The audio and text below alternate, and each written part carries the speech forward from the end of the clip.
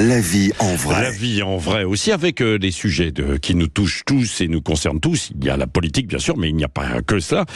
Il y a aussi ce que l'on a constaté sur les marchés ce week-end, depuis quelques jours.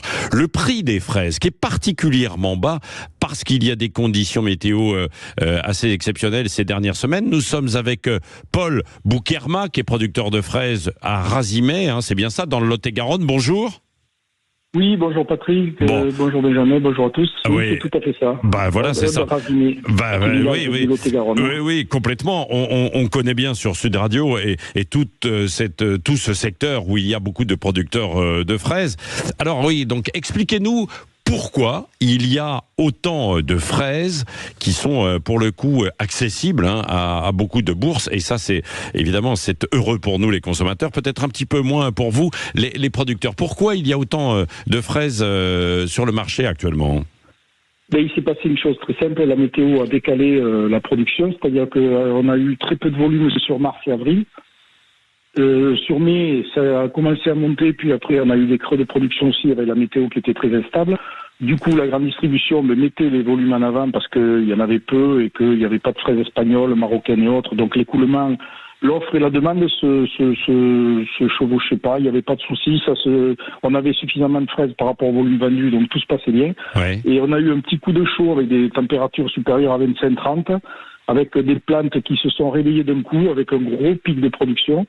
Et la grande distribution qui s'est échappée, qui a dit là on va mettre des pêches, des nectarines, des machins, des melons marocains, espagnols et autres. Et là c'est là où c'est quand même gênant parce que à un moment donné il faut comprendre une chose, les produits français, nos salariés font leurs courses en France, payent leurs cotisations sociales et fiscales en France. Quand c'est des produits étrangers, il n'y a rien du tout. Ouais. Et à un moment donné c'est du dumping, c'est dérangeant parce que les fraises sont de qualité, on a toutes les variétés encore à la production.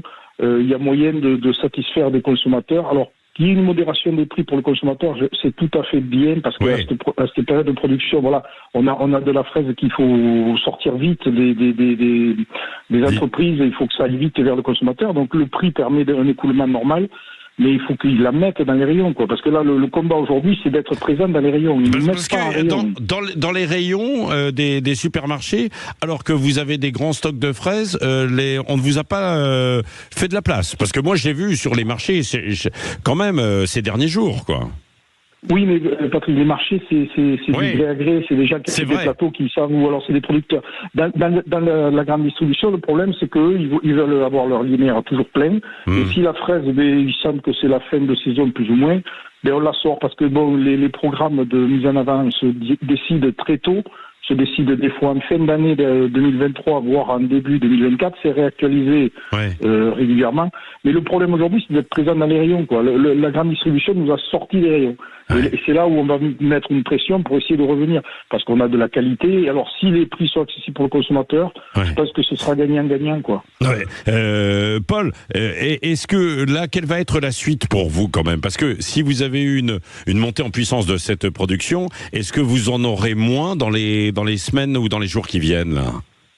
Non, parce que les variétés concernées, ce sont les variétés de printemps, c'est-à-dire la gariguette, les variétés précoces sifflorettes, notamment qui étaient décalées, Elles ne sont pas arrivées à... Le pic de production aurait dû être sur mai, et là, tout était prêt, la grande distribution jouait le jeu et tout, et manque de chance, on a été décalé par rapport à une météo très instable, et du coup, le pic de production arrive maintenant, et début juin, c'est pas trop la place des fraises, donc on espère qu'au lieu des produits importés, ils voudront mettre des fraises françaises.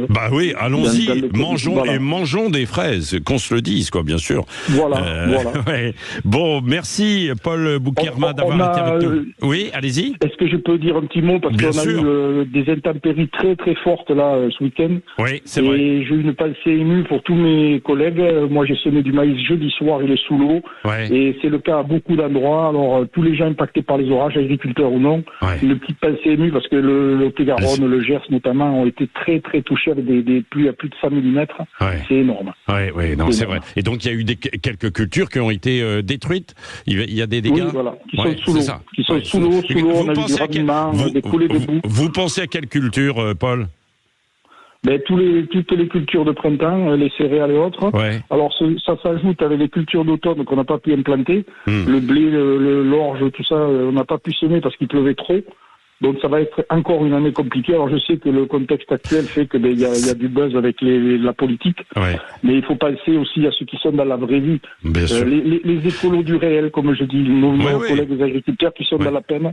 Et j'espère que surtout pour les jeunes qui s'installent, il y aura quelque chose de fait parce que c'est eux qui vont souffrir le plus. Oui, absolument, être à vos côtés. La vie en vrai, c'est sur Sud Radio. C'est pour ça que, évidemment, il y a les grands choix politiques, mais il y a également le quotidien. C'est ce que l'on essaie de décrire avec vous, bien sûr, sur Sud Radio. Il est 6h43.